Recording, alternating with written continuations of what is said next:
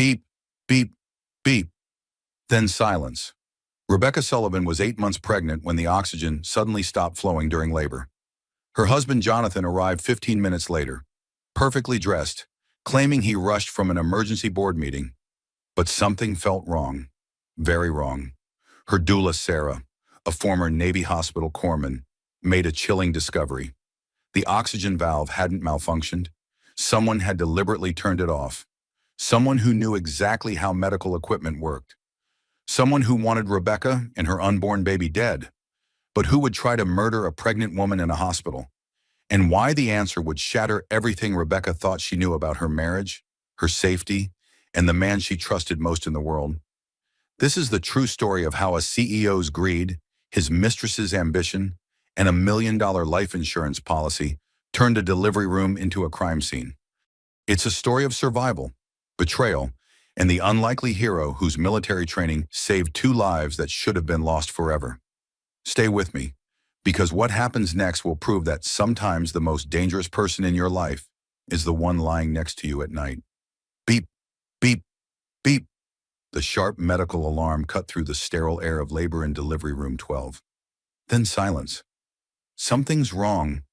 Sarah Mitchell's voice carried the authority of someone who had saved lives in far worse conditions. The oxygen isn't flowing. Rebecca Sullivan gripped the bed rails as another contraction peaked. 8 months of perfect prenatal care. Vitamins taken religiously. Every appointment kept. Every test passed with flying colors. And now, during the most critical moments of bringing her daughter into the world, the equipment simply stopped working. Sarah's hands moved with practiced efficiency. Former Navy hospital corpsman, current doula. Always prepared for the unexpected. She checked the oxygen flow meter, then the main valve, then the backup connections. Nothing made sense. The valve's been turned off manually, Sarah said, her military training evident in her calm assessment. This doesn't just happen. Rebecca's breathing became labored without the supplemental oxygen. Her lips tinged slightly blue. The baby's heart rate monitor showed stress patterns that made Dr. Patricia Hoffman rush into the room. "What's the situation?" Dr. Hoffman demanded. "Oxygen failure," Sarah replied, already switching to emergency protocols. "I'm providing manual assistance, but we need to restore flow immediately." Dr. Hoffman examined the equipment with growing concern. In 20 years of obstetrics, she had never seen this specific type of malfunction. The safety lock was disengaged. The main valve was completely closed. Both required deliberate, separate actions. "Get respiratory therapy up here now," Dr. Hoffman ordered the nurse, "and check every other oxygen outlet on this floor." Rebecca closed her eyes and focused on her breathing pattern. In for 3, hold for 3, out for 3. The same rhythm she had taught countless pediatric patients when they were scared and needed to calm down. She had never imagined using it to save her own life. Sarah worked to manually restore the oxygen flow while keeping one eye on Rebecca's vitals. Her Navy training had prepared her for medical emergencies in combat zones. This felt uncomfortably similar. "There," Sarah said as oxygen began flowing again. "You should feel relief in about 30 seconds. Rebecca's color improved almost immediately. The baby's heart rate stabilized, but Sarah's expression remained troubled. "How long was the oxygen off, Doctor?" Hoffman asked. "Maybe 2 minutes total," Sarah replied. "I caught it fast." "Thank God you were here," Rebecca whispered. "If I'd been alone..." Sarah squeezed Rebecca's hand. "You weren't alone. That's why I'm here." But Sarah's mind was racing. 2 separate safety mechanisms had failed simultaneously. In her medical experience, equipment didn't malfunction like this. Someone had deliberately turned off the oxygen. The question was who and why. Jonathan Sullivan arrived 15 minutes later, playing the role of panicked husband perfectly. His dark suit was immaculate despite his claims of rushing from an emergency board meeting. His tie was straight, his hair was perfect. "Is she okay? Is the baby okay?" John asked, but his eyes scanned the room rather than focusing on Rebecca. "Both mother and baby are fine," Dr. Hoffman said. "We had a brief equipment malfunction, but it's resolved." "Equipment malfunction," John repeated. "That's concerning. Should we transfer to a different hospital?" "That won't be necessary," Sarah interjected. "The oxygen is flowing normally now." John's gaze lingered on Sarah for a moment too long. And you are Sarah Mitchell, Rebecca's doula. Ah, yes, the doula. John's tone carried a hint of dismissal. Rebecca insisted on hiring outside help. Rebecca felt that familiar pang of invalidation. John had questioned her decision to hire a doula from the beginning. He said the hospital staff was sufficient. He said she was being overcautious. He said a lot of things that made her feel foolish for wanting extra support. I'm glad I did, Rebecca said firmly. Sarah saved my life today. John moved to Rebecca's bedside and kissed her forehead. The gesture looked loving to observers, but Rebecca felt the coldness behind it. His lips barely touched her skin. I'm just grateful everything worked out, John said. The board meeting was incredibly important, but of course I came as soon as I could. Sarah made a mental note. John had mentioned a board meeting twice now. In crisis situations, people usually focused on the crisis, not on justifying their delay in responding to it. Mr. Sullivan, Sarah said, were you aware that your wife was scheduled for augmented oxygen during labor? Augmented oxygen? John looked confused. I thought that was only for high-risk pregnancies. Dr. Hoffman exchanged a glance with Sarah. They had discussed Rebecca's birth plan extensively. John had been present for multiple appointments where the oxygen protocol was explained. We discussed this at your last 3 visits, Dr. Hoffman said gently. Rebecca's pregnancy is low risk, but we use supplemental oxygen as a precaution during prolonged labor. Of course, John said quickly. I remember now. I've been so focused on work lately. Rebecca organized her hospital bag items during the brief lull between contractions. Phone charger in the side pocket, extra underwear in the main compartment, baby's first outfit carefully folded on top. The nesting instinct felt stronger than ever, despite the crisis. Maybe because of it. Her phone buzzed with a text from her best friend. How's labor going? Thinking of you. Rebecca started to type a response, then stopped. How could she explain that someone had tried to cut off her oxygen? It sounded paranoid, impossible, like something from a movie. But Sarah had seen it too. Sarah knew what she was talking about. Dr. Hoffman, Sarah said quietly, I'd like to document the equipment failure for the hospital's quality assurance review. Absolutely, Dr. Hoffman agreed. I'll make sure maintenance preserves the oxygen valve for inspection. John's jaw tightened almost imperceptibly. Is all that really necessary? Rebecca's fine. The baby's fine. These things happen. Actually, they don't, Sarah said. This type of failure requires investigation. Another contraction hit Rebecca with full force. She gripped John's hand and focused on her breathing. 3 in, 3 hold, 3 out.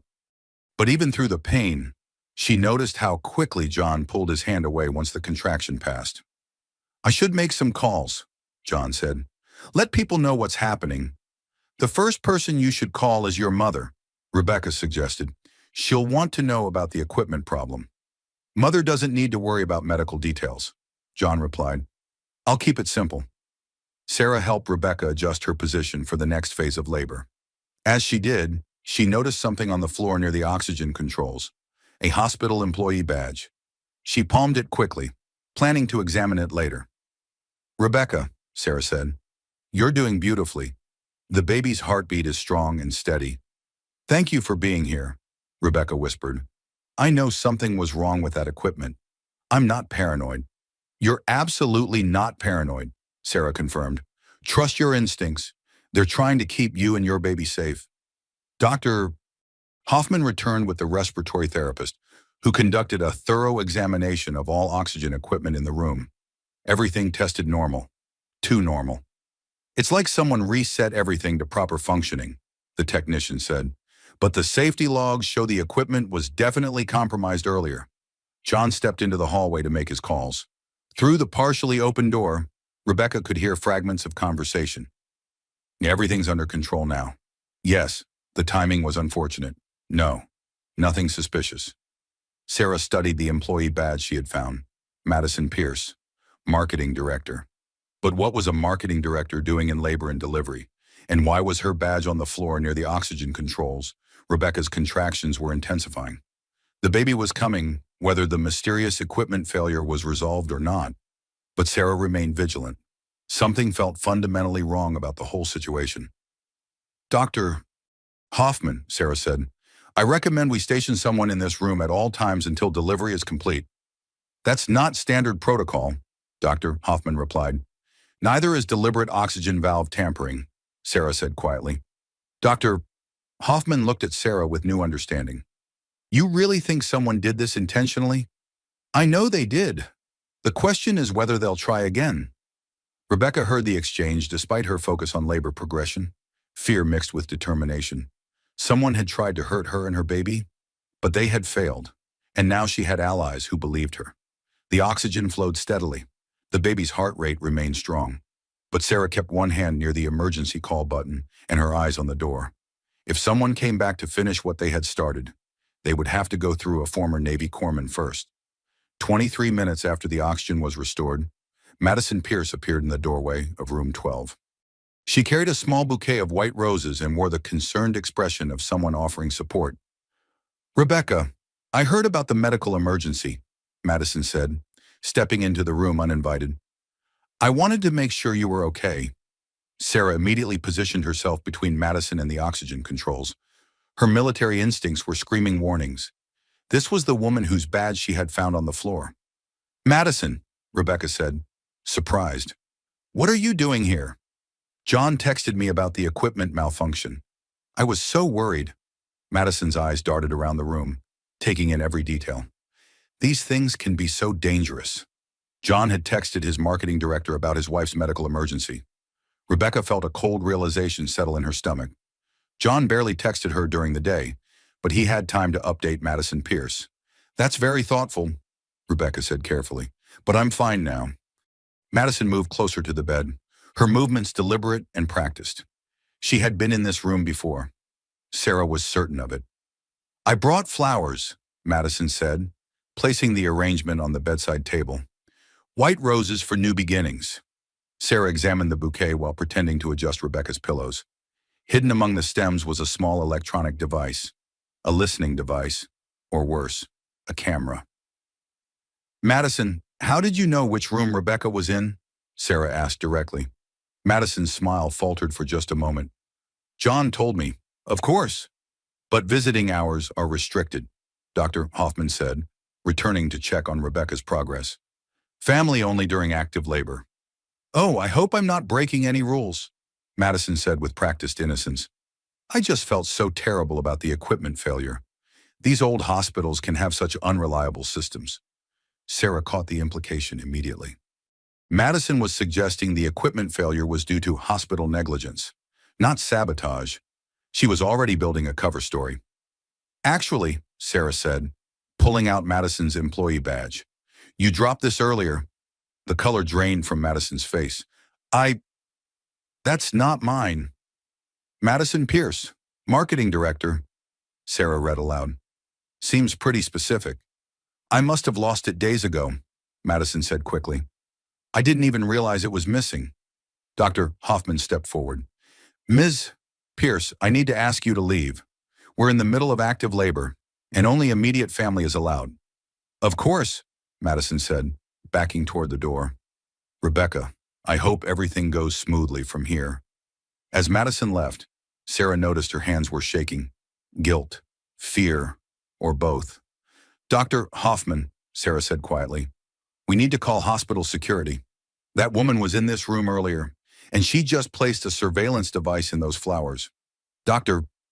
Hoffman's expression hardened. Are you certain? Sarah carefully extracted the small camera from the bouquet. Navy training included counter-surveillance. This is sophisticated equipment. Rebecca watched the exchange with growing horror. Madison works for John's company. Why would she be spying on me? The pieces were falling into place, but the picture they formed was too terrible to fully comprehend. John's behavior, Madison's presence, the oxygen failure, the surveillance device. Rebecca, Sarah said gently, I need to ask you something important. Has John been acting differently lately? Rebecca thought about the question while another contraction built. He's been working late every night for months, taking calls at strange hours. He said it was a big project. Has he mentioned Madison specifically? All the time. Madison this, Madison that. She's apparently brilliant at her job. Dr. Hoffman was already on the phone with security. I need someone in labor and delivery immediately. We have a situation in room 12. Sarah sat beside Rebecca's bed. I know this is overwhelming, especially during labor, but I need you to trust me. I think someone is trying to hurt you. But why? Rebecca asked. I don't have enemies. I'm just a pediatric nurse having a baby. Sometimes the people closest to us are the most dangerous, Sarah said carefully. Rebecca's phone buzzed with another text. John again. How much longer do you think this will take? I have another meeting at 4. Another meeting? During his wife's labor, Rebecca stared at the message, feeling like she was seeing her husband clearly for the first time. He's having an affair, Rebecca said suddenly. John's having an affair with Madison. The words hung in the air like a diagnosis. True, undeniable, devastating. That would explain her access to your medical information, Sarah said, and her interest in your birth plan. But the oxygen… Anuram, Rebecca started. If something happened to you during childbirth, Sarah said gently, John would inherit your life insurance. He'd be free to marry Madison. Dr. Hoffman returned from her call. Security is reviewing all badge access to this floor. They're also checking surveillance footage.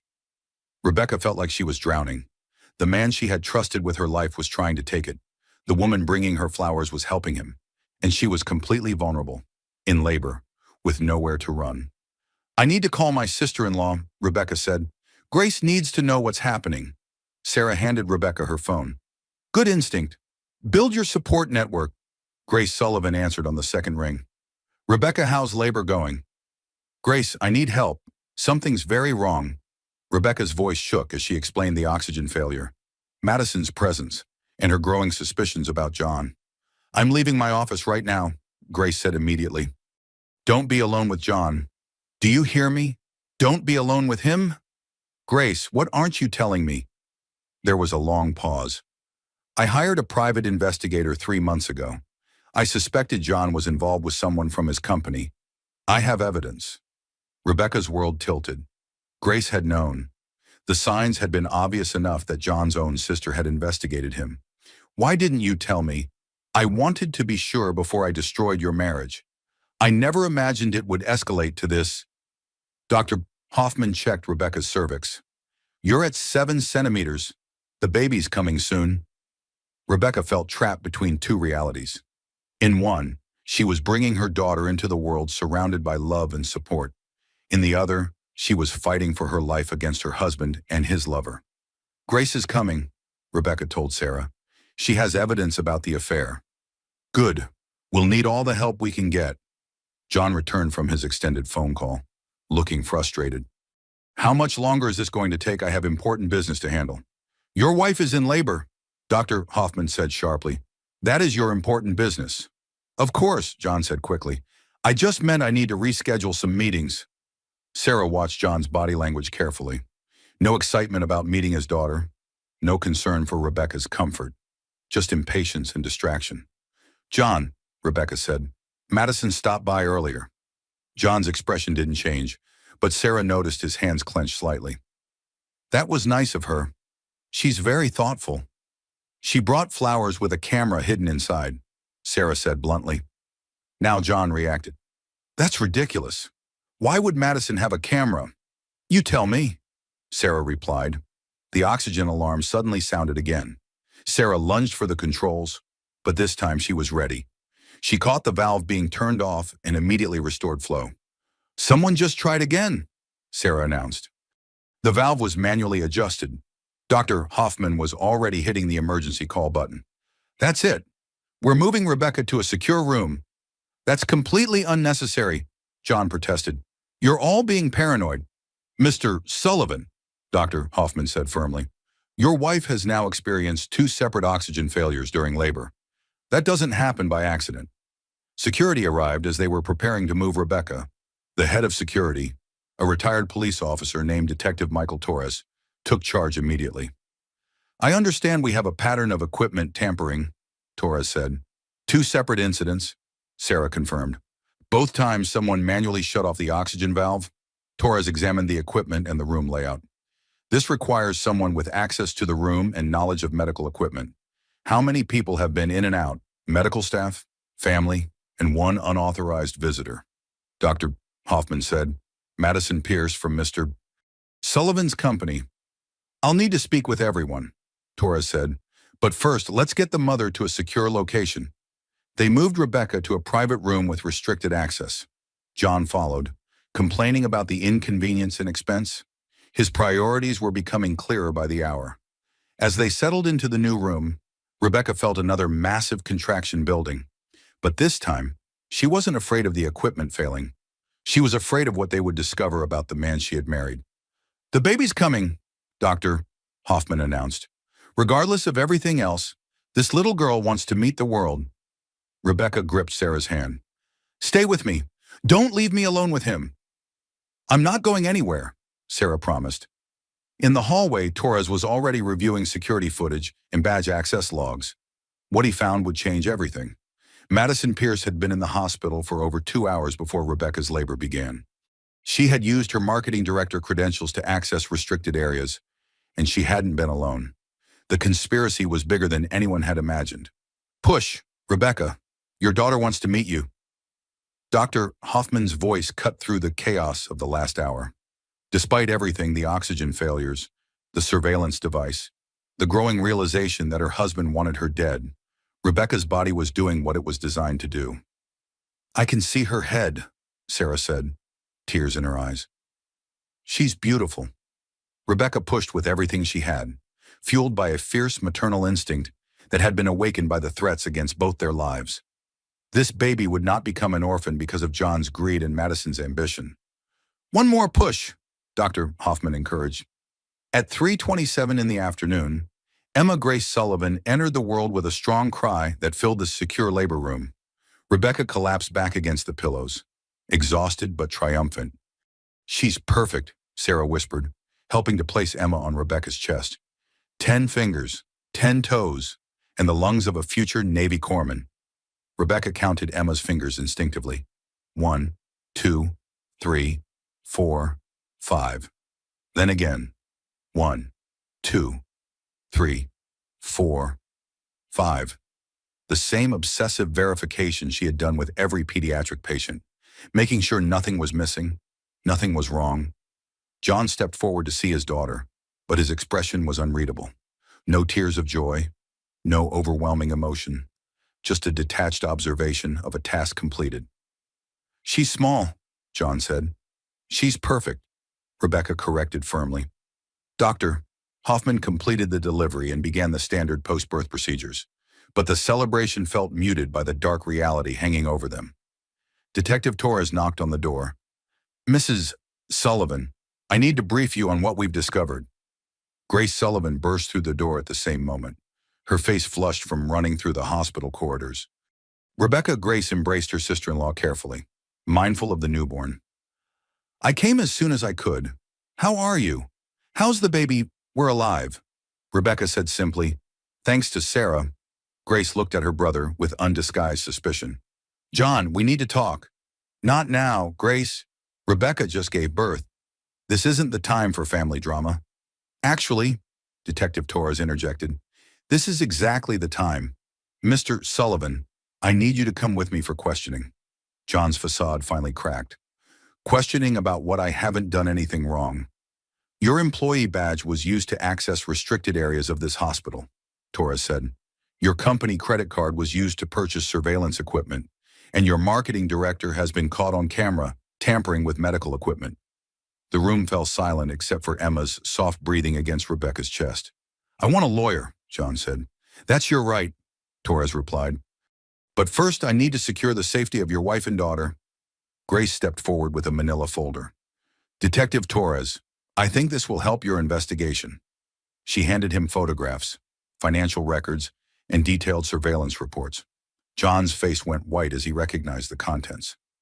This is a 3-month investigation into John's activities, Grace explained. Financial irregularities at his company, regular meetings with Madison Pierce at hotels, and recently, life insurance policy reviews. Rebecca felt like she was watching her life through someone else's eyes.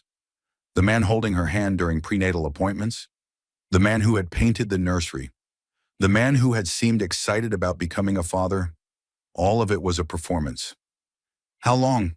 Rebecca asked quietly. At least 8 months, Grace said gently. I'm sorry, Rebecca. I wanted to be absolutely certain before I said anything. 8 months. Rebecca had been 8 months pregnant. John had been planning this since the beginning of her pregnancy.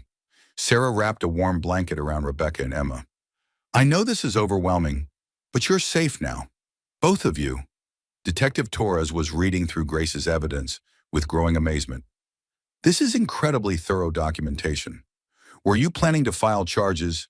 I was planning to help Rebecca file for divorce, Grace said. I never imagined it would escalate to attempted murder. John stood frozen in the corner of the room, watching his carefully constructed plan unravel in real time. His phone buzzed constantly with calls and texts that he didn't answer. Mr. Sullivan, Torres said, I'm placing you under arrest for conspiracy to commit murder. This is insane, John protested. I would never hurt Rebecca. I love her. You tried to kill her twice in one day, Sarah said bluntly. That's not love. That's attempted murder. As Torres read John his rights, Rebecca felt a strange sense of relief washing over her. The gaslighting was over. The confusion was over. The truth was finally visible to everyone. Emma stirred against her chest, making tiny newborn sounds. Rebecca looked down at her daughter's perfect face and made a silent promise.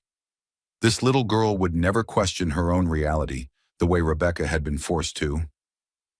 Rebecca, Grace said, sitting beside the bed. I have preliminary divorce papers prepared. If you're ready, we can start the process immediately. What about Emma? Will John have custody rights? Given what's happened today, I doubt any judge would grant him unsupervised visitation, Grace said, especially with the attempted murder charges. Dr. Hoffman finished her examination of Emma and handed her back to Rebecca. Both mother and baby are perfectly healthy.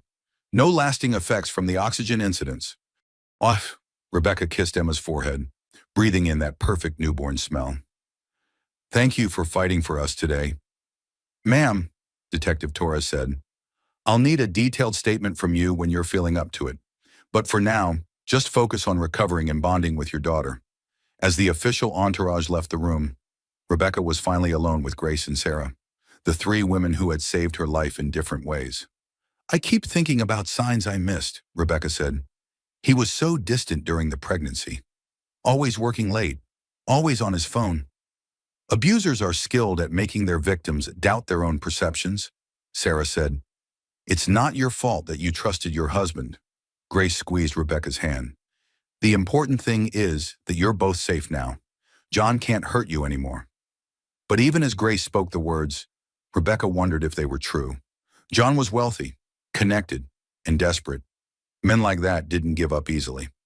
Emma opened her eyes for the first time, looking directly at Rebecca with the unfocused gaze of a newborn trying to make sense of the world. Welcome to the world, sweetheart, Rebecca whispered. It's complicated and dangerous, but there are people who will fight to keep you safe. Sarah checked her watch. Visiting hours are ending soon. I can stay overnight if you'd like. Extra security. Would you? Rebecca asked gratefully. I don't think I can handle being alone tonight. Of course. I'll sleep in the chair. Old Navy habit. Grace gathered her purse and the legal documents. I'll start processing the divorce papers tonight. By morning, John won't have any legal claim to your decisions or Emma's care. After Grace left, Rebecca and Sarah settled into the quiet rhythm of new motherhood. Emma nursed successfully. Rebecca's body began the slow process of recovery, and for the first time in months, Rebecca felt truly safe. Sarah, Rebecca said as evening light faded from the hospital window, how did you know about the oxygen valve? Combat medicine teaches you to trust your instincts. Sarah replied, equipment failures follow patterns. What happened today wasn't a pattern. It was sabotage. If you hadn't been here, but I was here. That's what matters. Rebecca looked down at Emma sleeping peacefully in her arms. Her daughter would grow up knowing that when danger came, there were people who stood between her and harm. It wasn't the birth story Rebecca had planned, but it was a story of survival, protection, and unexpected heroism. And it was just the beginning. Outside the hospital room, Detective Torres was building a case that would ensure John Sullivan never had the chance to hurt anyone again. Madison Pierce was already in custody, her confession providing evidence of a conspiracy that reached deeper than anyone had imagined. But Rebecca didn't know about any of that yet. For now, she was simply a new mother, holding her healthy daughter, surrounded by people who had risked everything to keep them both alive.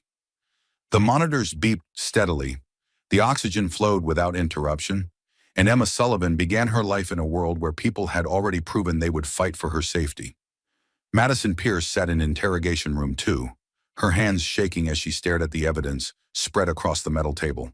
Photos of her entering restricted hospital areas, receipts for surveillance equipment purchased with John's company credit card, text messages detailing the timing of Rebecca's labor. Detective Torres had seen many criminals break under pressure, but Madison's collapse was particularly swift. "I want to make a deal," Madison said for the third time in 20 minutes. "Talk first," Torres replied. "Then we'll discuss deals." Madison's perfectly applied makeup was smudged from crying. Her designer blouse was wrinkled from hours in custody. The confident marketing director persona had completely disappeared. "It was John's idea," Madison said. "All of it. He said if something happened to Rebecca during childbirth, it would look natural. Medical complications. These things happen." Torres leaned forward. "How long have you been planning this?" "Since February, when Rebecca told him she was pregnant." The timeline made Torres's stomach turn. John Sullivan had been planning his wife's murder for the entire pregnancy. "Walk me through the plan." Madison took a shaky breath. "John said Rebecca's life insurance policy was worth $1 million. If she died during childbirth, he'd inherit everything, and we could be together openly.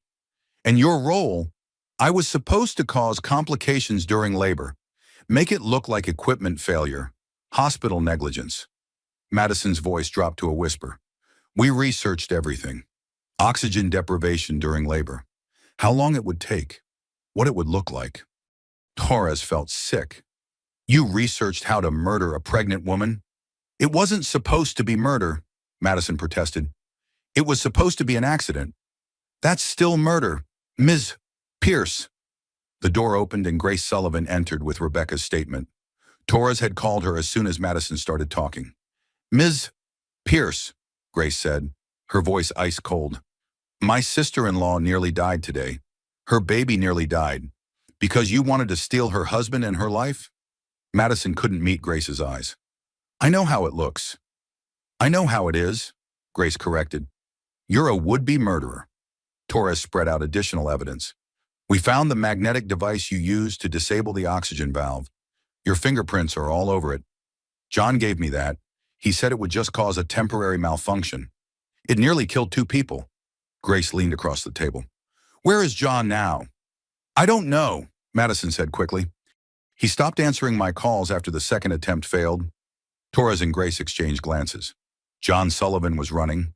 Back at the hospital, Rebecca was learning to navigate new motherhood while processing the complete destruction of her old life. Emma nursed eagerly, her tiny fist gripping Rebecca's finger with surprising strength. "She knows she's safe with you?" Sarah observed from her chair beside the bed. "I keep thinking about what could have happened," Rebecca said. "If you hadn't been here, if you hadn't caught the oxygen being shut off." "But I was here, and I did catch it." Rebecca's phone rang. Grace's number. "How are you holding up?" Grace asked without preamble. "Better now that Emma's here safe. What's happening with John?" Grace's pause was ominous. "He's missing. He never came to the police station for questioning. His car is gone and his credit cards haven't been used." Fear crept back into Rebecca's chest. "He's running. It looks that way."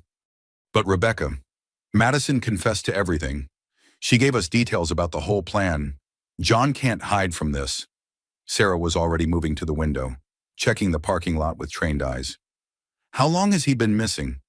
"About 4 hours," Grace said over the phone speaker. "He's desperate now," Sarah said grimly. "Desperate people do unpredictable things." Dr. Hoffman knocked and entered the room. "I'm sorry to interrupt, but hospital security wants to move you to a different floor. Just as a precaution." Rebecca felt Emma's weight against her chest. Her daughter was 12 hours old and already living under protection from her own father. "How is this my life?" Rebecca asked no one in particular. "This is your survival," Sarah corrected. You're not a victim anymore. You're a woman who fought back and won. They moved to the fourth floor, to a room that required special access codes. 2 security guards were posted in the hallway. Rebecca felt like a prisoner, but she knew she was actually being protected. Grace arrived an hour later with more news and a bag of Rebecca's clothes from home. I went to the house, Grace said. John's study was completely cleaned out, computer gone, files gone, safe emptied. What was in the safe? According to the house manager, important documents, birth certificates, passports, bank account information. Rebecca felt a chill. He's planning to disappear completely. It looks that way, but Rebecca, the FBI is involved now. Interstate flight to avoid prosecution. They'll find him. Emma stirred and opened her eyes, looking around the room with curious newborn attention. Rebecca marveled at how alert she seemed, how aware of her surroundings. She has your eyes, Grace said softly. Thank God she doesn't have his, Rebecca replied. Sarah's phone buzzed with a text message. Her expression changed as she read it. What is it? Rebecca asked. Hospital security. John's been spotted in the parking garage. The room fell silent except for the soft sounds of Emma breathing against Rebecca's chest. Call Detective Torres, Grace said immediately. But before Sarah could dial, the lights in the room went out. Emergency lighting kicked in, casting everything in an eerie red glow. Emma started crying, sensing the tension in the room. Lock the door, Sarah ordered Grace while pulling out her phone's flashlight, but the door wouldn't lock. The electronic system was down. He's in the building, Sarah said grimly, and he's taken out the power to this section. Rebecca felt terror unlike anything she'd experienced during labor. At least then, the threat had been hidden. Now it was closing in, and she had nowhere to run. What do we do? Rebecca whispered. Sarah's military training took over completely. We fight. She moved furniture to barricade the door while Grace called 911 on her cell phone. Rebecca held Emma close and tried to control her breathing. Footsteps echoed in the hallway outside. Slow, deliberate, searching. John Sullivan had come to finish what Madison had started, but this time he would have to go through 3 women who had already proven they would do anything to protect Emma. The footsteps stopped outside their door. The door handle turned slowly in the red emergency lighting. Rebecca held Emma against her chest and moved to the far corner of the room, while Sarah positioned herself between the door and the bed. John, Grace called out. I know you're there. The police are on their way. Open the door. Grace. John's voice was different now. Desperate. Dangerous. I just want to see my daughter. Your daughter? Rebecca found her voice despite her fear. You tried to kill your daughter. That's not true. I would never hurt Emma. Sarah had wedged a chair under the door handle, but it wouldn't hold for long against a determined assault. John, Sarah said loudly, I'm a former Navy corpsman.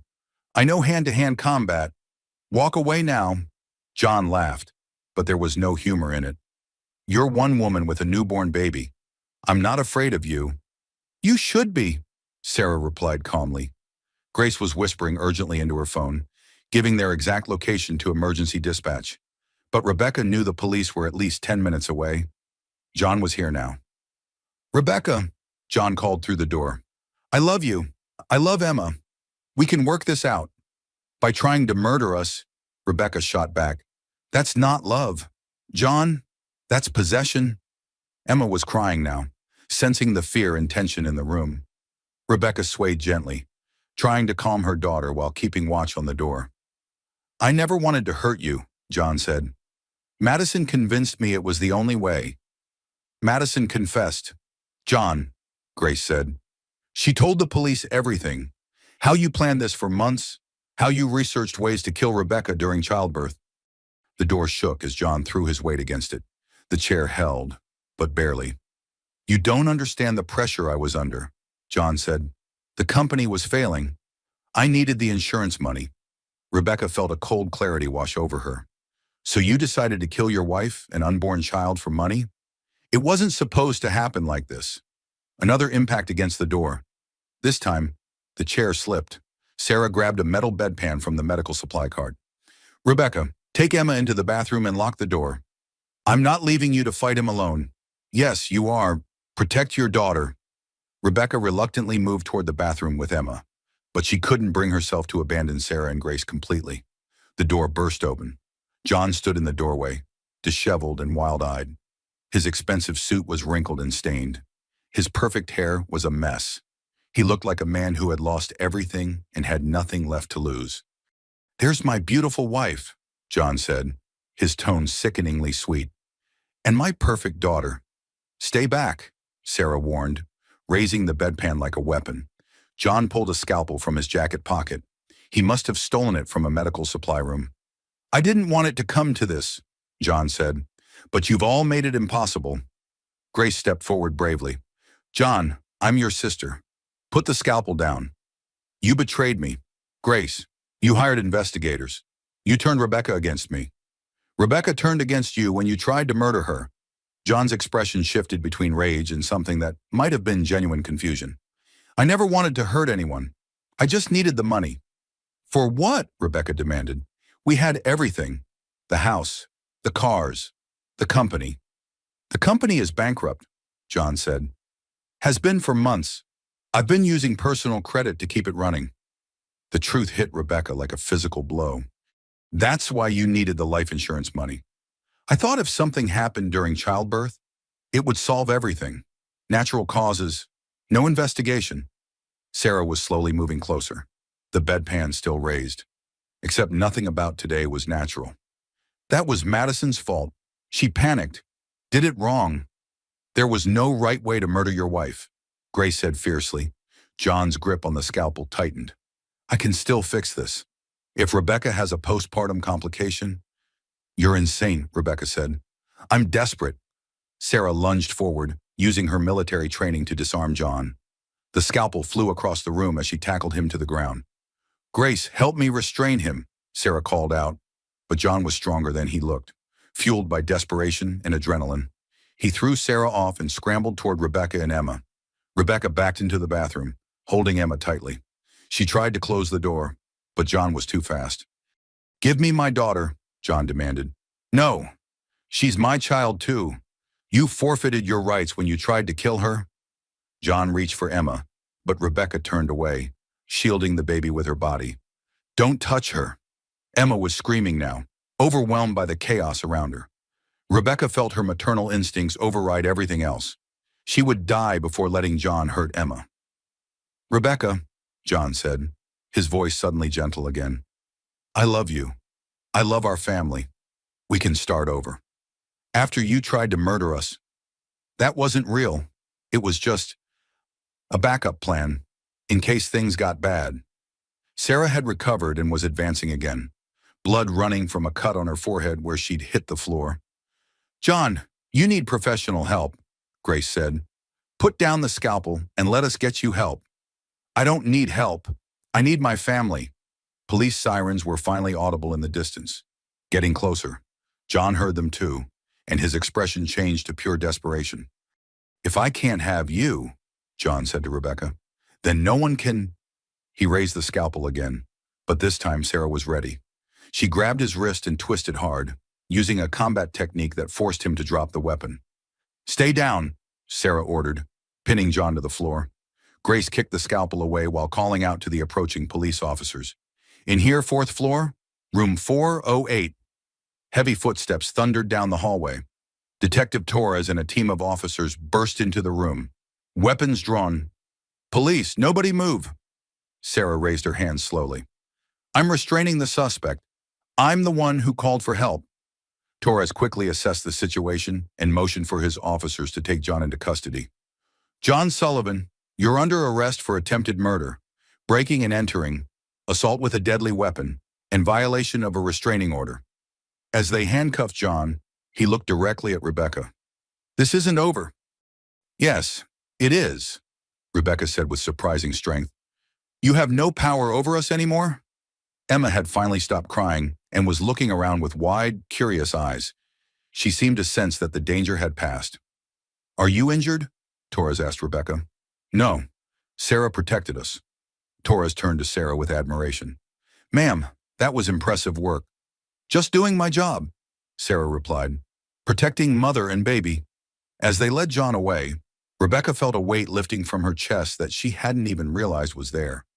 The man who had controlled and terrorized her was gone. The threat to Emma was eliminated. "Is it really over?" Rebecca asked Grace. "It's over," Grace confirmed. "John will go to prison for a very long time." Rebecca looked down at Emma, who was now sleeping peacefully despite everything that had just happened. "She slept through her father being arrested," Rebecca said with dark humor. "She knows she's safe now," Sarah said. "Babies are smarter than we give them credit for." Dr. Hoffman arrived with additional security and a team of nurses to check on Rebecca and Emma's condition after the trauma. "Both mother and baby appear to be fine," Dr. Hoffman announced after her examination. "No physical harm done." But Rebecca knew the emotional healing would take much longer. As the chaos settled and the room returned to some semblance of normalcy, Rebecca made a decision that surprised even herself. "I want to press charges for everything," she told Detective Torres. "Every crime John committed, every law he broke. I want him to face the full consequences." "Are you sure it will mean testifying? Reliving all of this?" Rebecca looked at Emma sleeping in her arms. "I'm sure. No other woman should go through what I went through today." Torres nodded with respect. "We'll make sure John Sullivan never has the opportunity to hurt anyone again." As evening fell over the hospital, Rebecca finally began to believe that she and Emma were truly safe. But more than that, she began to realize that she was stronger than she had ever imagined. 3 days after John's arrest, Rebecca sat in a different hospital room, one with normal lighting, working door locks, and no need for armed guards. Emma nursed contentedly while Grace and Sarah worked on their laptops, handling the legal and practical aftermath of John's crimes. Detective Torres arrived with his final report and additional evidence that had been discovered during John's arrest. "Mrs. Sullivan," Torres said, settling into the visitor's chair, "we found some things you need to know about." Rebecca braced herself. "More bad news. Information that might actually help you understand the scope of what you survived." Torres opened a thick file folder. "John's plan was much more elaborate than we initially realized. He didn't just target you." Grace looked up from her laptop. "What do you mean?" "We found evidence that John has been systematically defrauding his company for over 2 years. Madison wasn't just his mistress, she was his business partner in embezzlement." Rebecca felt Emma's tiny hand grip her finger tighter, as if sensing her mother's tension. "How much money?" Grace asked. "Nearly $3 million, diverted to offshore accounts in Madison's name." The number was staggering. Rebecca tried to process the idea that John had been stealing millions while she worried about grocery budgets and college savings for Emma. "There's more," Torres continued. "We found evidence that you weren't John's first target." Rebecca's blood ran cold. "What does that mean?" John's previous girlfriend, Amanda Chen, died in a car accident 18 months ago. Single car collision, no witnesses. She had recently discovered John's financial irregularities and was threatening to expose him. Grace dropped her pen. "You think John killed her too?" "The accident is being reinvestigated. Amanda's brake lines showed signs of tampering that were missed in the original investigation." Rebecca felt sick. "So I wasn't even special to him. I was just another obstacle to remove." "Actually," Torres said gently, "I think you were special. That's why he married you. Your life insurance policy was legitimate income, not stolen money. You represented a legal way out of his financial problems." The thought that John had married her specifically for her death benefits was somehow even more horrifying than random violence. "Mrs. Sullivan," Torres continued, "there's one more thing. We found John's personal journal during the search of his office." He handed her a leather-bound notebook filled with John's familiar handwriting. "You don't have to read it now," Torres said, "but it contains details about his relationship with you, his plans, and his state of mind leading up to the attack." Einer, Rebecca opened the journal to a random page and immediately closed it. Seeing John's clinical analysis of their marriage in his own handwriting was too painful to process while holding his daughter. "Can Grace review it first?" Rebecca asked. "Of course." Dr. Hoffman knocked and entered for Emma's daily checkup. The pediatric examination had become Rebecca's favorite part of each day, proof that her daughter was healthy and thriving despite everything. "How is our little fighter doing?" Dr. Hoffman asked, gently examining Emma's reflexes and responses. "She's perfect," Rebecca said. "Strong appetite, good sleep patterns. very alert. Any concerns from Mom? Rebecca hesitated. I keep checking her breathing. Constantly. I know it's probably normal new mother anxiety, but given what you experienced during labor, that's completely understandable. Dr. Hoffman said, your hypervigilance is actually a healthy protective response. Sarah looked up from her laptop where she was researching postnatal care resources. Rebecca, you survived an attempt on your life while giving birth. Being extra cautious about Emma's safety is smart, not paranoid. Detective Torres gathered his files to leave. Mrs. Sullivan, the district attorney wants to discuss your victim impact statement for John's sentencing hearing. When will that be? Probably 6 to 8 months from now. John's attorney is already discussing plea bargains, but the DA wants to pursue maximum charges.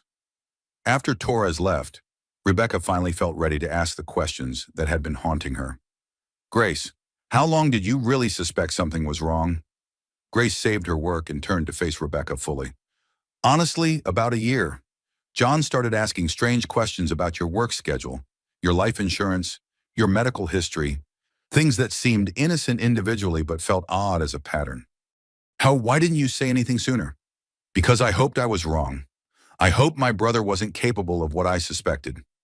Rebecca understood. It was easier to doubt yourself than to believe someone you loved was evil. Sarah, Rebecca said, when you first saw the oxygen valve, did you immediately know it was sabotage? I knew it wasn't mechanical failure, Sarah replied, but I hoped it was gross negligence rather than deliberate malice. When I found Madison's badge, I couldn't deny the truth anymore. Emma finished nursing and looked up at Rebecca with those unfocused newborn eyes that seemed to see everything and nothing. What kind of world am I bringing you into? Sweetheart, Rebecca whispered. A world where people like Sarah and Grace and Dr. Hoffman fight to protect innocence, Grace said firmly. A world where justice exists. Rebecca's phone buzzed with a text from an unknown number. I'm sorry about John. You deserve better. Elizabeth, John's mother. Rebecca had forgotten about Elizabeth in all the chaos. Should I respond? Rebecca asked Grace. That's entirely up to you. Mom has been horrified by John's actions. She wants to maintain a relationship with Emma, but she understands if you need distance. Rebecca thought about it while Emma dozed against her chest. Elizabeth had always been kind to her. She didn't deserve to lose her granddaughter because of her son's crimes. I think I want to see her, Rebecca said. When I'm ready. Whenever you're ready, Grace agreed. Dr. Hoffman finished her examination and made notes in Emma's chart. Both mother and baby are cleared for discharge tomorrow, if you feel ready. The thought of leaving the hospital was both exciting and terrifying. Here, Rebecca felt protected.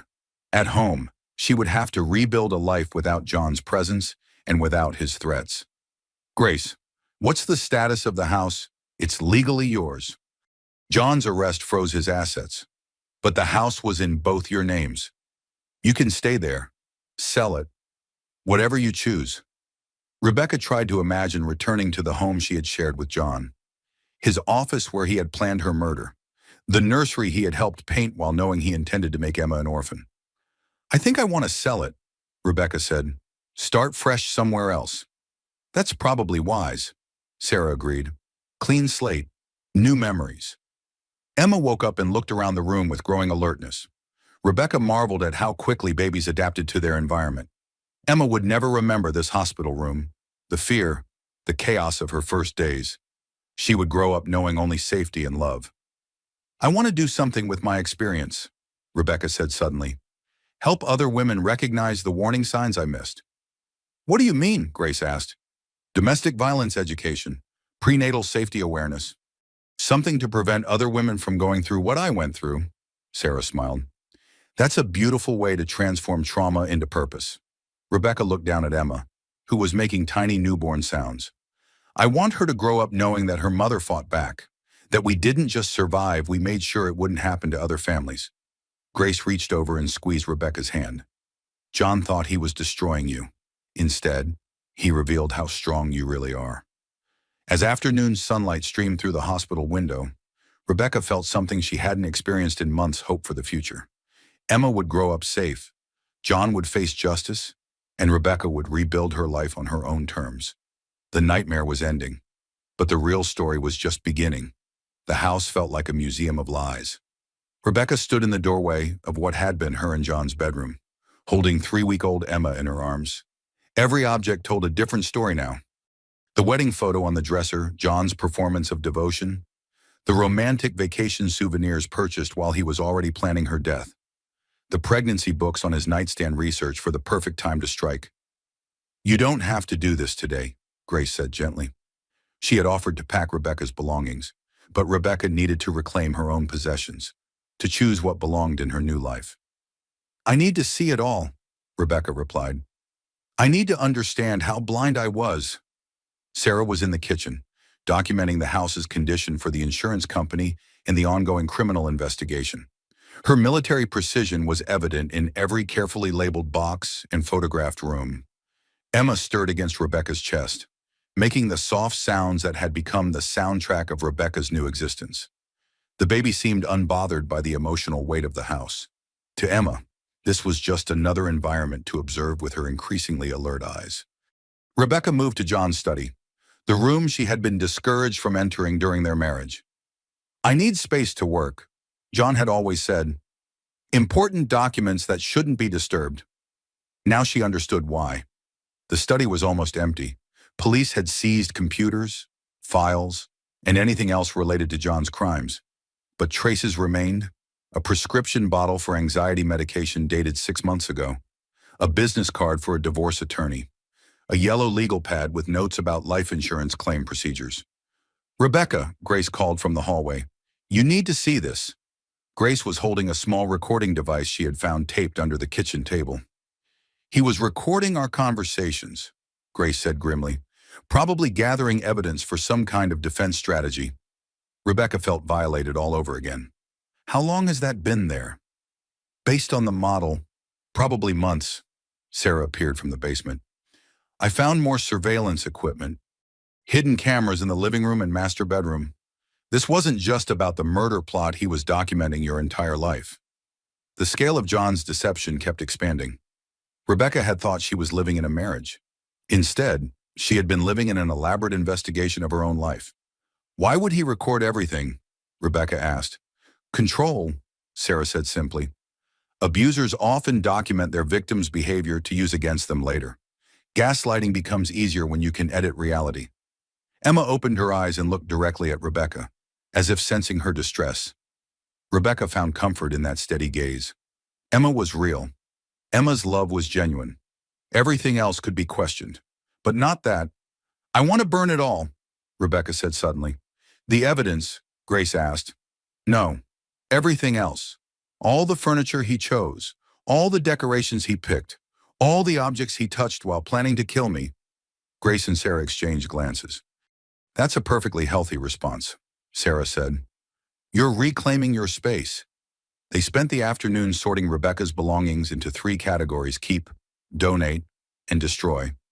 Emma slept peacefully in her carrier, occasionally waking to observe the activity around her. Rebecca found photo albums from her and John's relationship. Looking at the pictures now was like watching a movie where she knew the ending. John's smiles looked calculated. His affection seemed performed. Even their wedding photos felt sinister. "I was so happy," Rebecca said, looking at a picture from their honeymoon. "I thought we were building something beautiful together." "You were building something beautiful," Grace said. "He was the one who poisoned it." Rebecca's phone rang. "Detective Torres." "Mrs. Sullivan, I have an update on John's case." "What kind of update?" "His attorney contacted us about a plea bargain. John wants to plead guilty to attempted murder in exchange for a reduced sentence." "Joanna?" Rebecca felt her knees go weak. She sat down heavily in the chair beside Emma's carrier. "How reduced? 15 years instead of life without parole? And if I don't agree to the plea, then we go to trial. John could potentially receive a much longer sentence, but trials are unpredictable." Rebecca looked down at Emma, who was watching her with those alert newborn eyes. 15 years meant Emma would be in high school when John was released, still young enough for him to try to manipulate her. "I need time to think about it," Rebecca said. "Of course, but Mrs. Sullivan, there's something else. John wants to see Emma." Rebecca's blood went cold. Absolutely not. He's claiming parental rights. His attorney says denying visitation could complicate the plea negotiations. He tried to kill her. He tried to kill both of us. I know. The DA is fighting the request, but John's legal team is being aggressive about it. After Torres hung up, Rebecca sat in stunned silence. Even from jail, John was trying to control her life. What did Torres say? Grace asked. Rebecca explained the plea bargain and the visitation request. Grace's expression grew darker with each detail. Over my dead body, Grace said. I'll fight any visitation request with everything I have. Can he really claim parental rights after trying to murder his child? Legally, it's complicated, Grace admitted. But given the evidence against him, I doubt any judge would grant unsupervised visitation. Sarah was packing baby clothes into boxes, but Rebecca could see she was listening to every word. What do you think? Rebecca asked Sarah. I think John is trying to use Emma as leverage, Sarah said bluntly. He knows you'll do anything to protect her. He's betting you'll agree to the plea bargain to avoid a custody battle. The manipulation was breathtaking in its audacity, even facing life in prison. John was still trying to control Rebecca through their daughter. I won't be manipulated anymore, Rebecca said firmly. If the DA thinks we can win at trial, I want to take that chance. Emma started crying, and Rebecca lifted her from the carrier. The weight of her daughter in her arms reminded Rebecca what she was fighting for. We're going to trial, Rebecca said. John is going to face the full consequences of what he did. Grace smiled with fierce approval. I'll call the DA tonight. As evening fell, they finished packing Rebecca's belongings. The house that had once felt like home now felt like a crime scene. But Rebecca was taking only what belonged to her and Emma. Everything else could burn. Where will you live? Sarah asked as they loaded boxes into Grace's car. I found a small house across town, Rebecca said. 2 bedrooms, good neighborhood, completely fresh start. What about work when you're ready? Rebecca had been thinking about that question for days. I want to go back to pediatric nursing eventually. But first, I want to create something new. A program to help pregnant women recognize domestic violence warning signs. That's ambitious, Grace said approvingly. I have something most advocates don't have, Rebecca replied. I survived the worst-case scenario. Other women need to know that survival is possible. Emma had fallen asleep against Rebecca's shoulder, completely trusting and peaceful. Rebecca marveled at her daughter's resilience, born into chaos but somehow untouched by it. She's going to be extraordinary, Sarah said, gently touching Emma's tiny hand. She already is, Rebecca replied. She survived John's attempt to kill her before she was even born. That makes her the strongest person I know. As they drove away from the house for the last time, Rebecca didn't look back. The past was evidence now, preserved for the trial that would finally hold John accountable. But the future belonged to her and Emma, and they were both going to be magnificent. The new house smelled like fresh paint and possibility. Rebecca stood in the empty living room, holding Emma while Sarah and Grace carried boxes through the front door.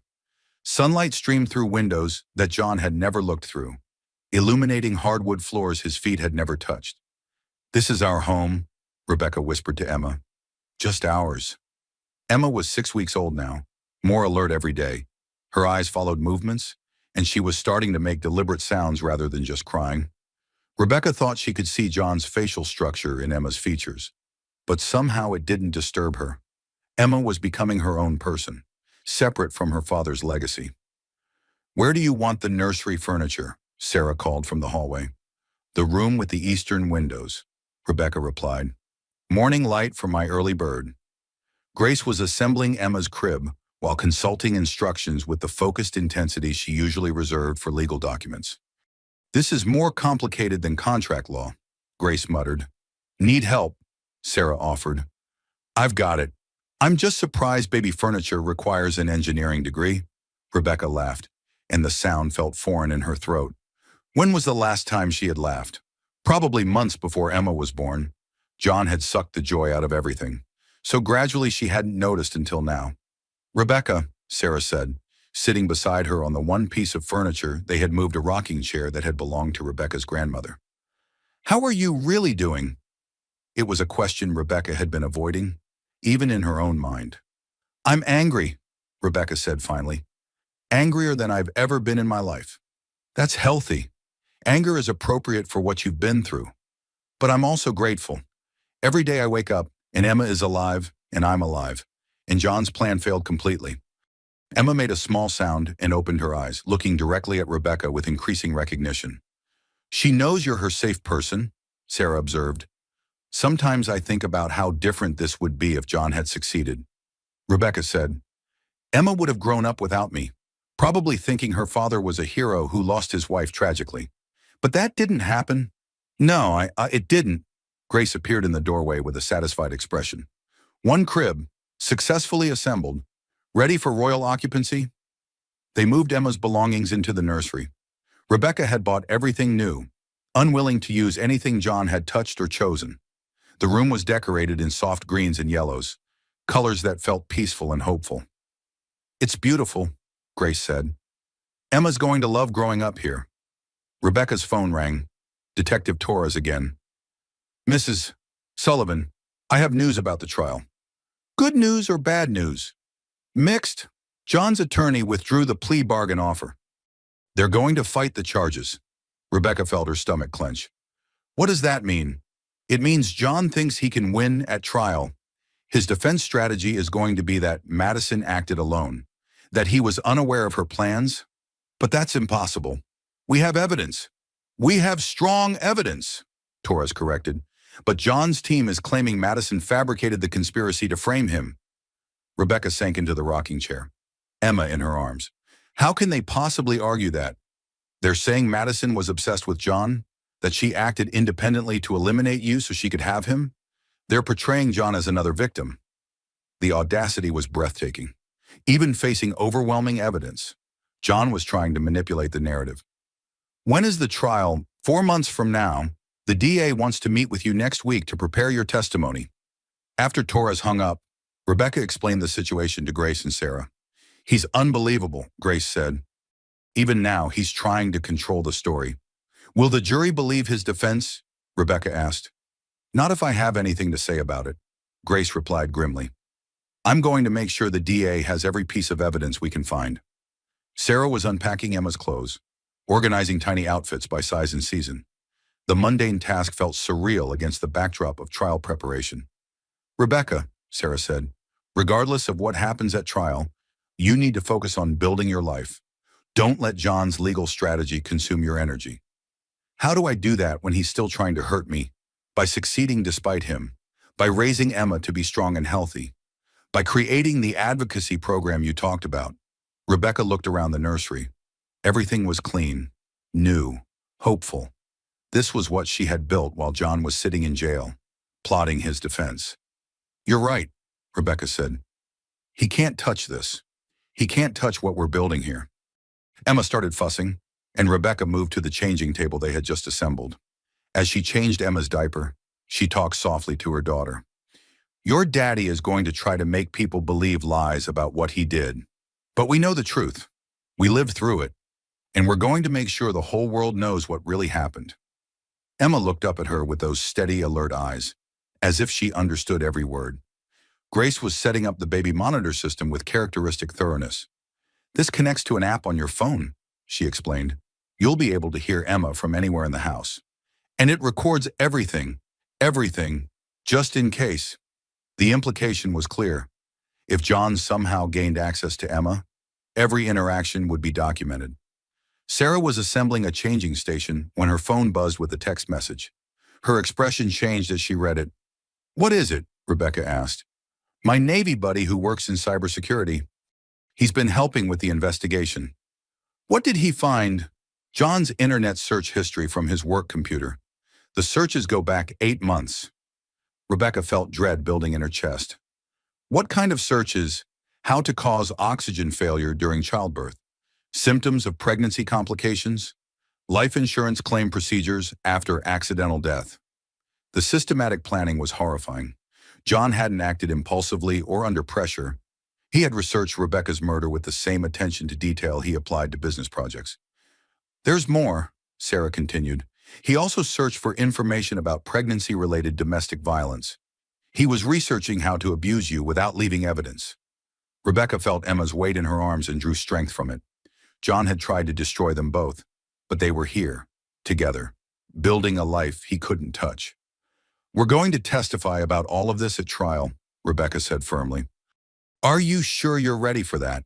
Grace asked. "It will mean reliving everything in front of a jury." "I'm ready. Emma deserves to know that her mother fought for justice." As evening approached, they had transformed the empty house into a home. Emma's nursery was complete. Rebecca's bedroom was furnished with things that brought her comfort. The kitchen was stocked with food she had chosen. "It feels different from the other house," Rebecca said as they sat in the living room, Emma sleeping peacefully in her carrier. "How so?" Sarah asked. "That house always felt like I was a guest in John's space. This feels like mine." Grace gathered her purse and keys to leave.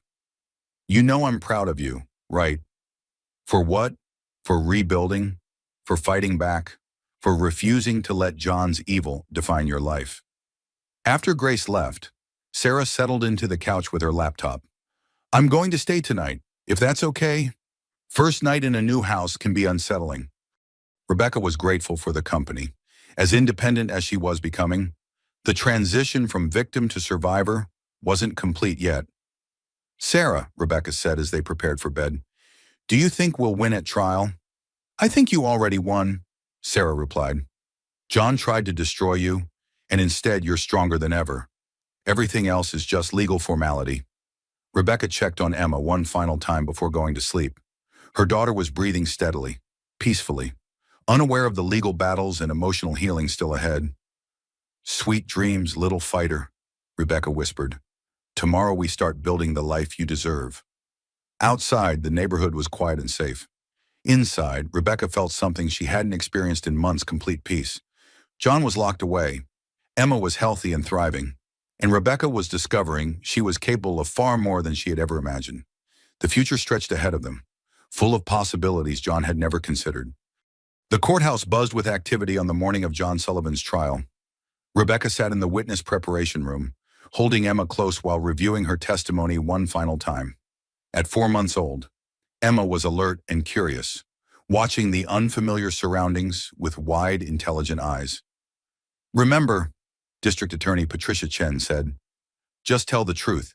John's defense team will try to confuse you, but stick to what you experienced." Grace sat beside Rebecca, radiating protective energy. "If you feel overwhelmed at any point, ask for a break. You control the pace of your testimony." Sarah paced near the window, her military bearing evident as she prepared for her own testimony. The evidence speaks for itself. John's internet searches, Madison's confession, the physical evidence from the hospital, it's overwhelming. "Has anyone heard from Madison recently?" Rebecca asked. "She's testifying for the prosecution," DHN replied. Her attorney negotiated a reduced sentence in exchange for her cooperation. Rebecca felt mixed emotions about seeing Madison again. Anger at her participation in the murder plot, but also a strange recognition that Madison had been manipulated by John too. Emma fussed slightly, and Rebecca adjusted her position. "I know, sweetheart. This is scary for Mama too." A bailiff knocked on the door. "Mrs. Sullivan, they're ready for you." Rebecca handed Emma to Grace and took a deep breath. This was the moment she had been preparing for, the chance to tell the world exactly what John Sullivan had done. The courtroom was packed. Rebecca recognized faces from the hospital, colleagues from her nursing job, and reporters who had been following the case. But most importantly, she saw the jury, 12 people who would decide John's fate. John sat at the defense table in an expensive suit, looking nothing like the desperate man who had burst into her hospital room with a scalpel. His attorney, Patricia Wright, was known for defending white-collar criminals and getting them reduced sentences. "Mrs. Sullivan," DHN began, "please tell the jury about your relationship with the defendant." Rebecca spoke clearly and calmly, describing how she met John, their courtship, marriage, and pregnancy. She painted a picture of what seemed like a normal relationship, setting the stage for the horror that followed. "When did you first suspect something was wrong?" "During labor, when the oxygen equipment failed. My doula, Sarah Mitchell, immediately recognized that it wasn't a mechanical malfunction. What made Ms. Mitchell suspicious?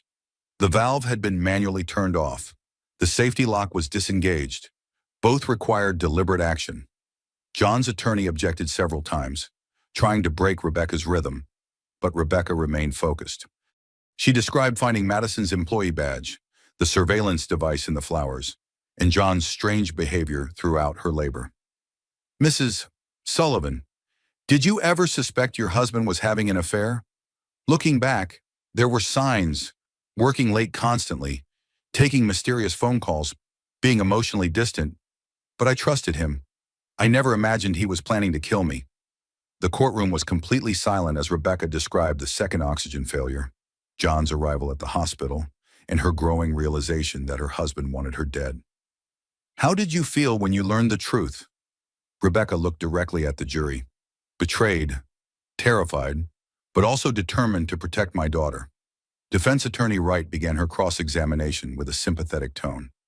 Mrs. Sullivan, I'm sorry for what you've been through. But isn't it possible that you misinterpreted the events at the hospital due to the stress of labor?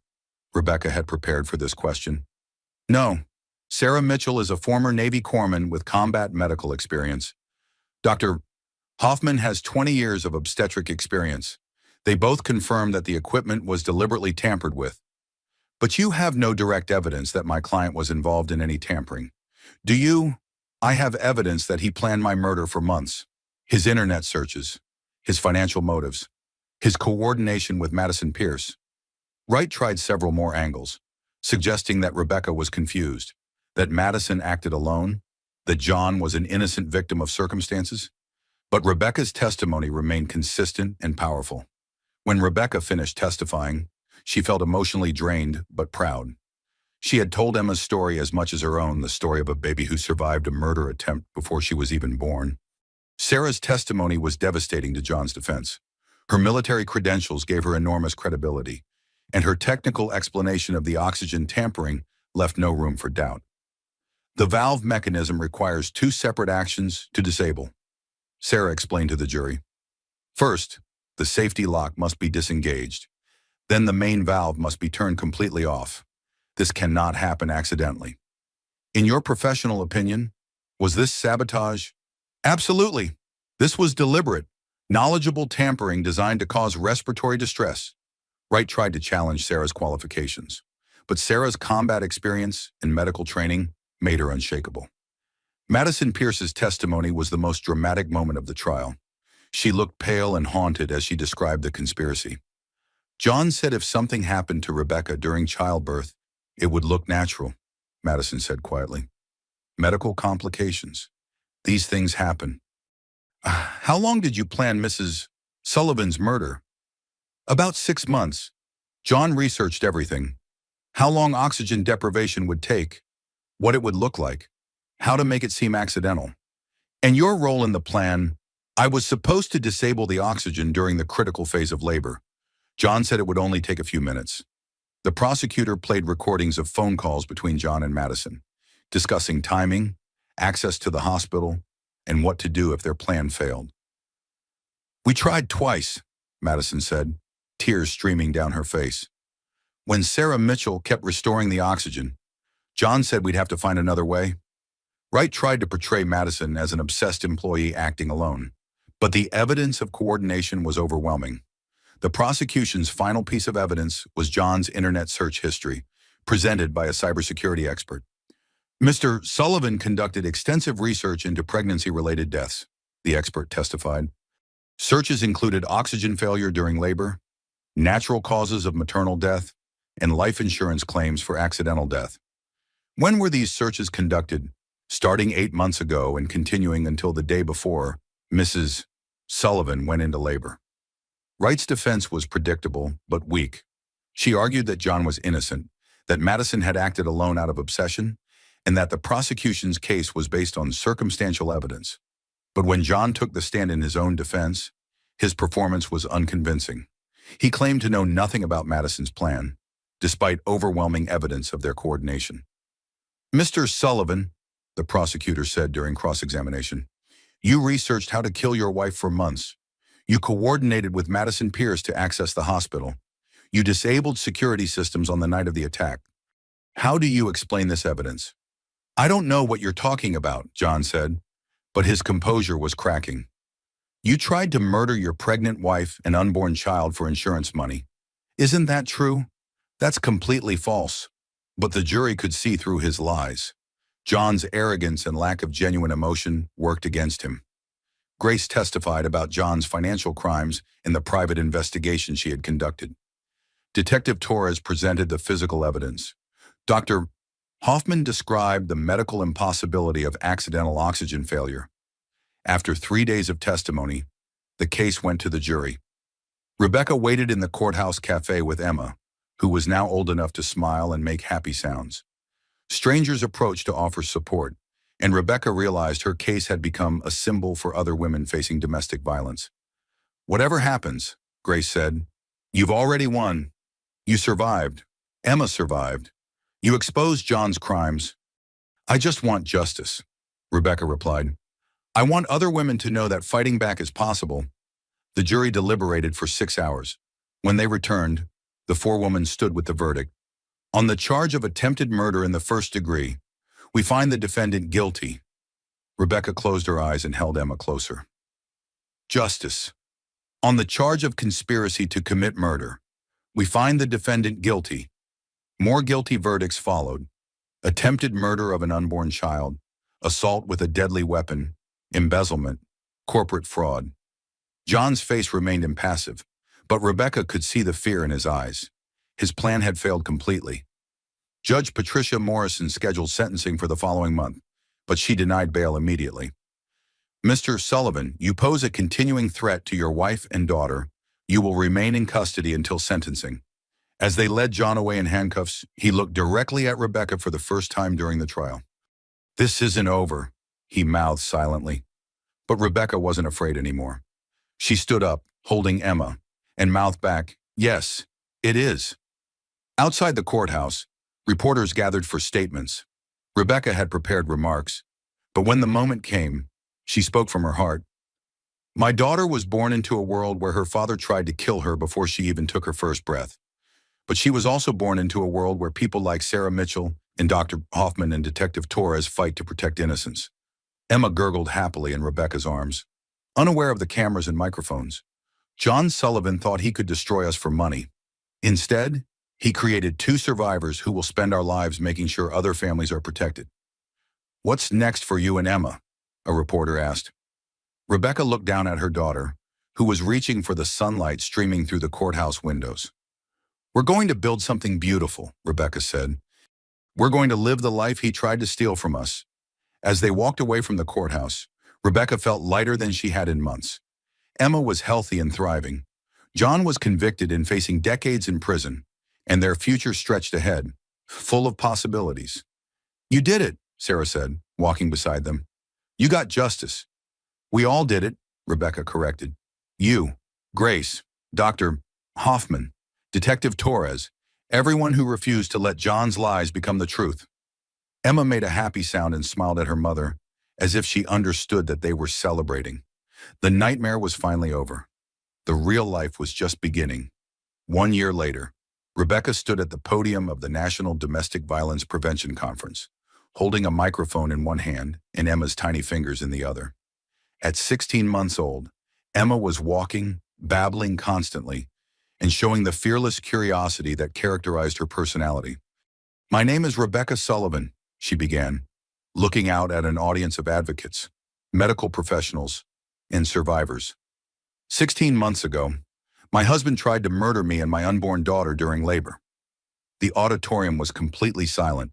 Emma played quietly with a soft toy, oblivious to the weight of her mother's words. "Today, I want to tell you about the Sullivan Foundation for Prenatal Safety and how we're working to make sure no other family experiences what we survived."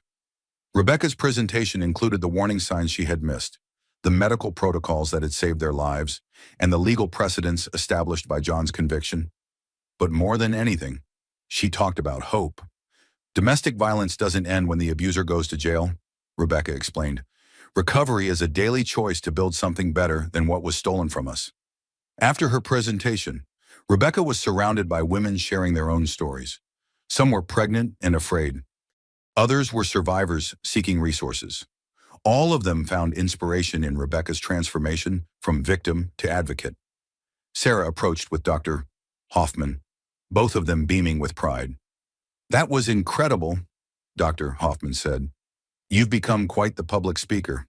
I had good teachers, Rebecca replied, shifting Emma to her other hip. You both taught me that surviving isn't enough. You have to thrive.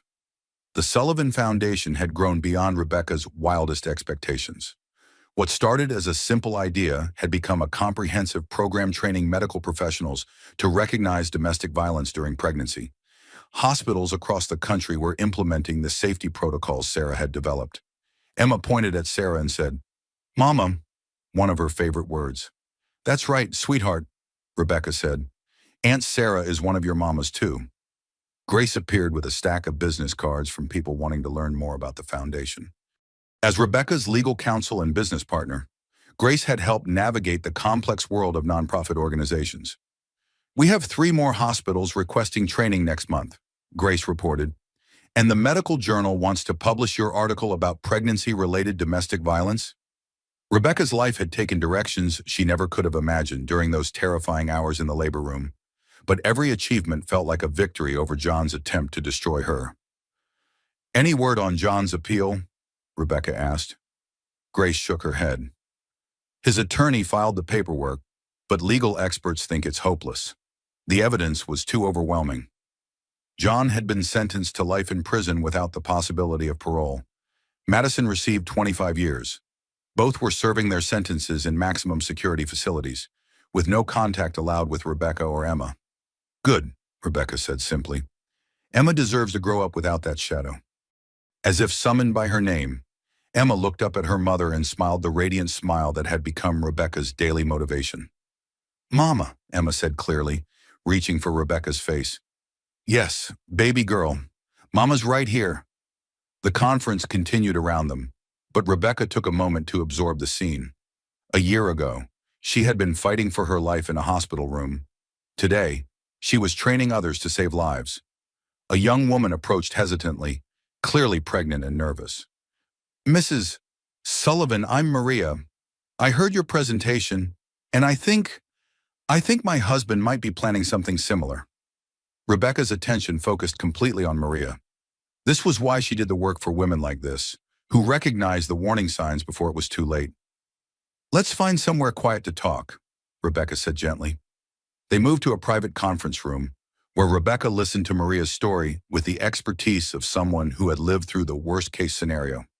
He's been asking strange questions about my life insurance, Maria said, and he seems to know too much about pregnancy complications, things I never told him. Rebecca felt the familiar chill of recognition. Have you told anyone else about your concerns? I wasn't sure if I was being paranoid. You're not being paranoid. Trust your instincts. Rebecca handed Maria a card for the Foundation's emergency hotline. We have resources that can help keep you safe. Sarah joined them and immediately began safety planning with Maria. Watching Sarah work reminded Rebecca of that crucial day when military training and maternal instinct had combined to save 2 lives. After Maria left with a comprehensive safety plan and multiple support contacts, Rebecca felt the deep satisfaction that came with potentially preventing a tragedy.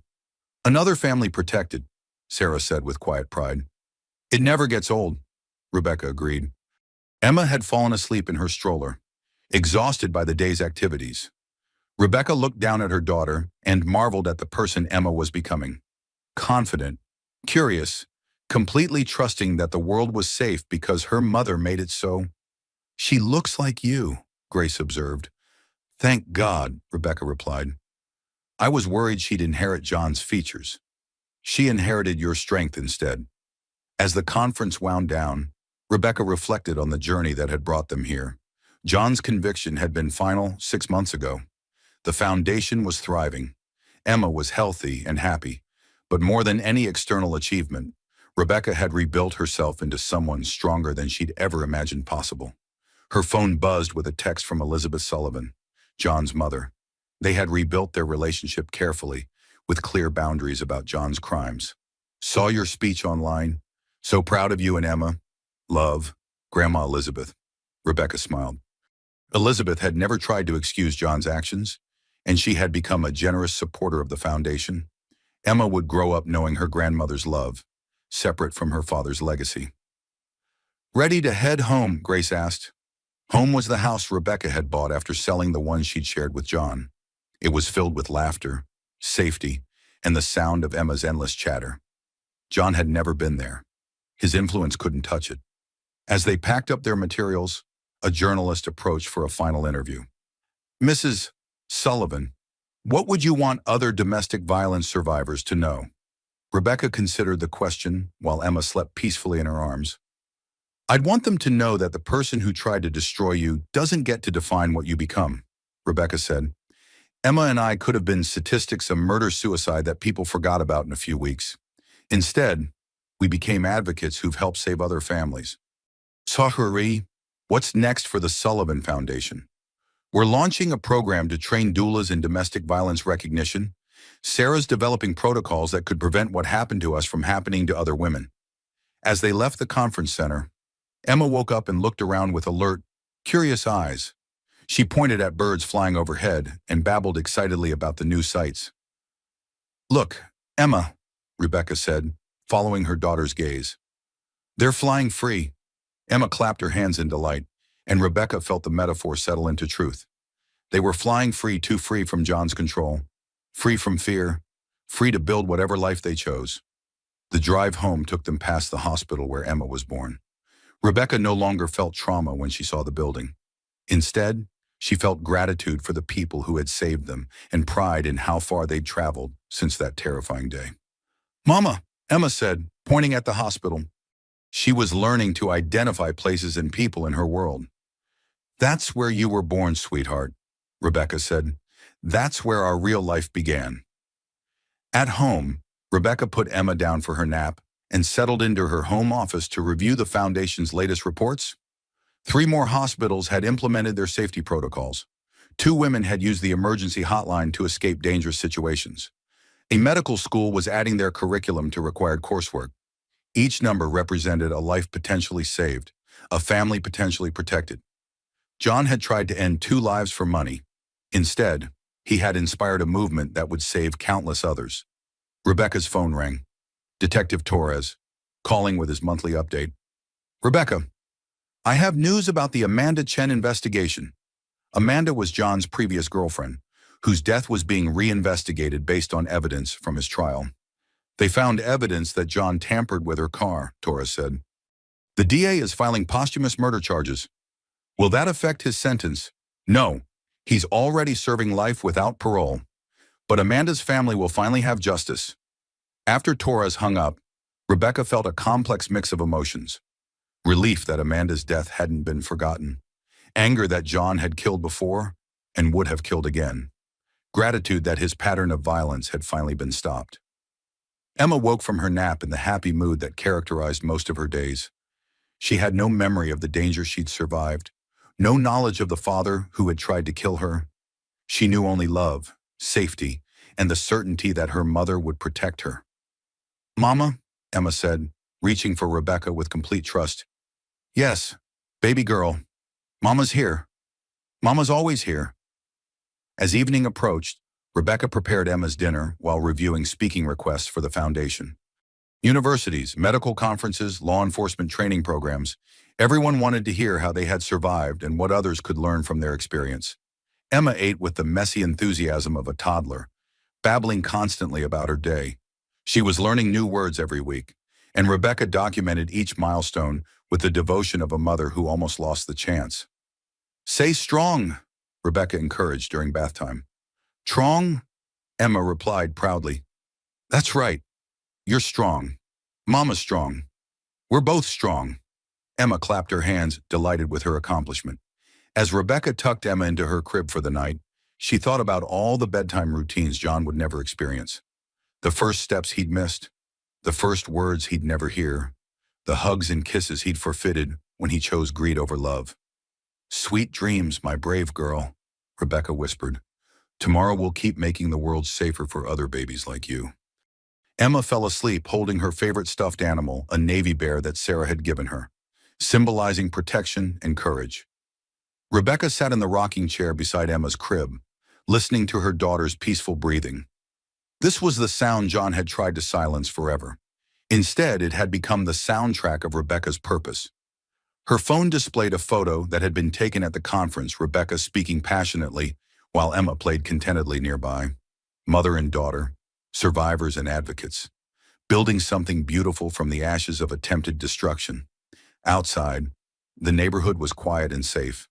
Inside, two lives that should have ended were thriving beyond anyone's imagination. John Sullivan had believed he could write their story's ending. Instead, Rebecca and Emma were writing new chapters every day, chapters filled with hope, purpose, and the unshakable knowledge that love was stronger than evil. The oxygen flowed freely. The future stretched ahead unlimited, and somewhere in the darkness, other women would find courage in their story of survival. The nightmare was over. The legacy was just beginning. Rebecca and Emma's story didn't end in that hospital room. It began there. Today, the Sullivan Foundation has helped save dozens of families by training medical professionals to recognize the warning signs Rebecca missed. If this story moved you, if it opened your eyes to dangers you never considered, please hit that like button to help other women find this story. Share it with someone who might need to hear it. Leave a comment telling us what shocked you most, and don't forget to subscribe with notifications on, because these true survival stories could save lives. Sometimes the most powerful weapon against evil is simply knowing it exists.